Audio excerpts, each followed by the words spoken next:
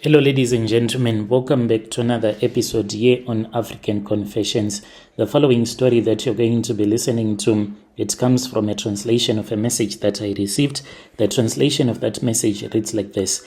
Hello, how are you? Can you please post my own story as hidden identity? I am a woman who is aged 31 years old and I do come from Zim. My confession, it is very painful, and I hope that other women out there, they are going to learn from my own lessons. Yes, indeed, sometimes things can seem as if everything is going to work out for you, but it won't be the same. When I came to South Africa with my husband, I can say that South Africa really changed me. The reason why South Africa quickly changed me, I was working for this other man who was a Somalian man. So he used to make those fake knickknacks. The place where I was working, I was the one that used to receive the goods and to dispatch the goods. So I was always in communication with different drivers from different companies, some that had money, some that did not have money. So most of these drivers, they used to make deals stealing from their bosses. They had money on them at all the times.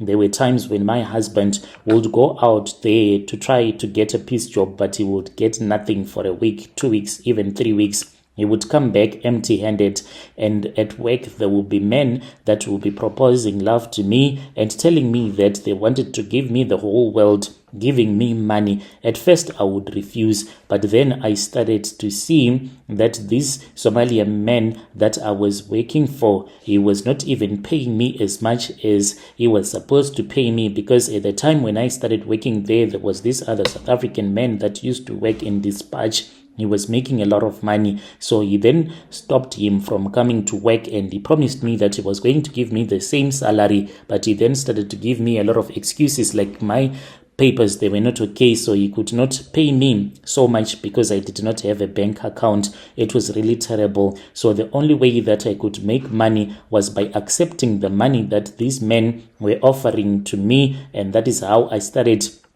to cheat on my husband, being seduced by the money that these men were offering to me. And I was in need of money. What else can I do? That is what I used to ask myself a lot of questions. And within a very short period of time, my mother then passed away. I returned back home with my husband. My husband was so useless that he could not even contribute anything on my mother's funeral. I was the one who had to do everything because my relatives, most of them, they were not working anyway. I hated my husband, knowing that the money that we were using, it was the money that had been offered to me by my several boyfriends. I then called one of the guy that used to give me money, because me and my husband, we were now stuck in Zim. That man that said, okay, it is fine, I'm going to send you some money so that you can return back to South Africa with your husband. He offered me the money after he had said that you need to sleep with me only once. In my mind, when I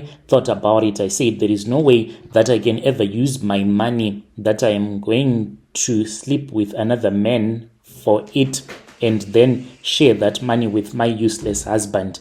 So I left my husband in Zim, and I promised him that since we had no money, my boss had sent me some money so that I can return back to South Africa and then at least work, and then I would send him some money. He was in no rush since he did not have a proper job in South Africa. I returned back to South Africa, started sleeping around with that man, also sleeping with another man until my husband caught me, and then I moved on with my life. One of my friends took me in and I started staying with him. She was working for this other company. They were doing panel beating. She was working there and she was sleeping with a lot of men at that place, and she recruited me. She told me that in Boksburg there was this other man who was married to a South African woman. This man was from Zim and he was looking for a woman that would be working at his garage. Whilst I was working there, that was when this man proposed love to me and he wanted to take good care of me, and I totally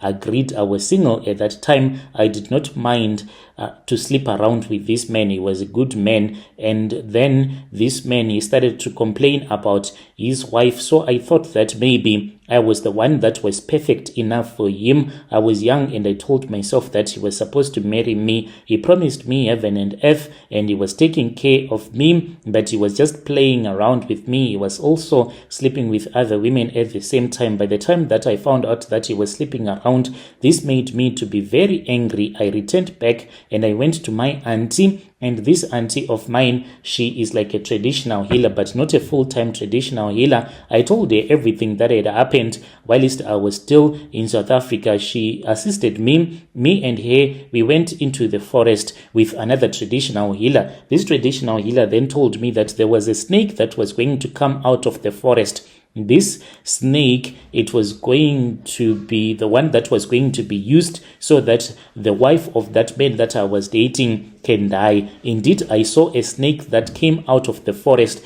and the spirit of a dead person was placed on top of this snake, and then it traveled with me back to South Africa, and then that woman, she passed away. After that woman had passed away, I was really happy, but my perfect plan was totally messed up about what that woman's family did. So the family was from Lesotho, and these people, what they did was that after they had seen that their relative had passed away, that was when they went to a Sangoma and they were told that it was I that had caused the death of their relatives. So they did go back to sender, and I started to struggle. Me and that man, we started to fight a lot, and I could not even bring myself into telling him the truth that I was seeing the spirit of his late wife. I then ran away from him, and this is the evil thing that I ended up doing. So I went to another Sangoma, and this Sangoma then told me that in order for me to be protected, I was supposed to be given a tokology, in which I agreed because I was scared. In that moment, there was a time when I was even running mad during lockdown. I would be speaking with myself, and then I was taken to the hospital. So after that Sangoma had assisted me, that was when I was told that in order for me to be helped, at least there was a spirit of a dead person that had to be woken up that will be able to help me, and then it can fight with the spirit of that woman that I killed. Currently, I am working as a domestic worker. There are many days after I would have been given my money, that money will just vanish, not even knowing where the money will go to.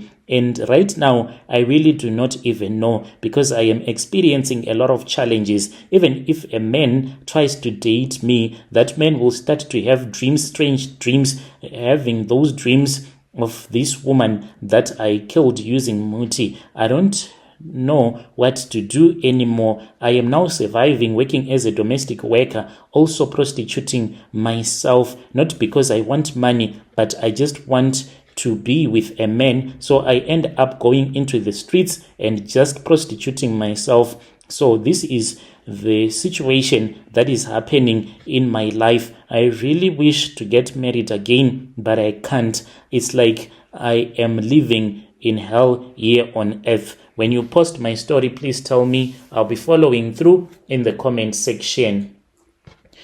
Dear listeners, right there was a message that was sent to me by one of our sister right there. Strange things indeed, they do happen in this world.